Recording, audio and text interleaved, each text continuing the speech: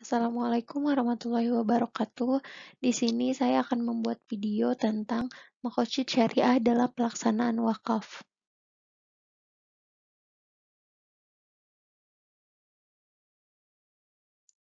Pengertian wakaf. Wakaf berasal dari perkataan bahasa Arab yaitu waqafa yang membawa berbagai pengertian antara lain berhenti, menengah, dan menahan. Perkataan mewakafkan menurut Kamus Besar Bahasa Melayu bermaksud untuk memberikan harta atau tanah bagi keperluan agama seperti menyerahkan tanah untuk perkuburan, memberikan atau menyerahkan untuk masjid, atau madrasah untuk digunakan oleh orang ramai. Rukun dan syarat wakaf. Walaupun wakaf itu nampaknya mudah, tetapi ia perlu diatur dengan baik dan sempurna. Pelaksanaan wakaf perlu mengikuti garis panduan yang telah ditetapkan syara. Wakaf mempunyai 4 rukun. Yang pertama, orang yang memberi wakaf.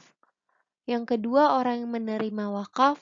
Yang ketiga, barang yang akan diwakafkan dan ikrar yang sigot untuk wakaf. Sedangkan syarat wakaf, yang pertama, pemberi wakaf melakukan berdasarkan kehendaknya sendiri. Kedua, penerima wakaf disebut dengan jelas baik ke atas organisasi atau individual tertentu. Yang ketiga, wakaf diserahkan untuk selamanya, yaitu tidak terikat pada tempo tertentu. Yang keempat, barang diwakafkan itu wujud dan nyata pada masa yang diserahkan. Yang kelima, ikrar wakaf disebut dengan jelas supaya tidak mendatangkan sembarang masalah di kemudian hari. Oleh sebab itu, penyerahannya sepatutnya dilakukan secara tertulis. Sedangkan wakaf dalam Makosid Syariah, perbincangan tentang wakaf boleh dikategorikan dalam konsep pemeliharaan amal atau harta yang dikira salah satu dari perkara daruriyah.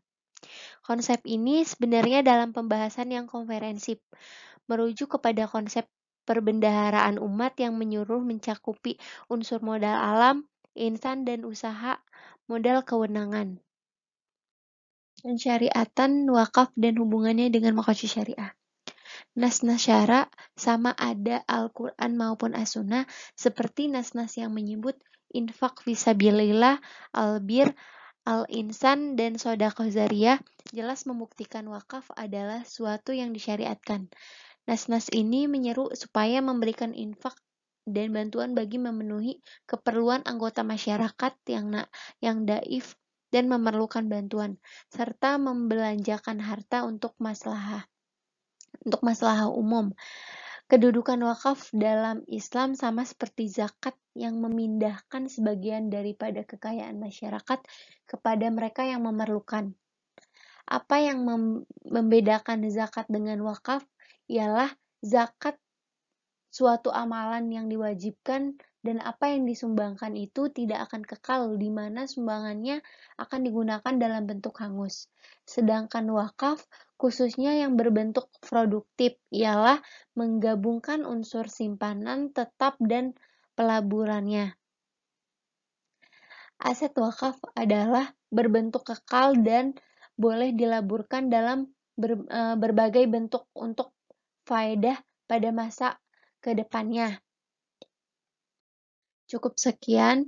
Terima kasih. Wassalamualaikum warahmatullahi wabarakatuh.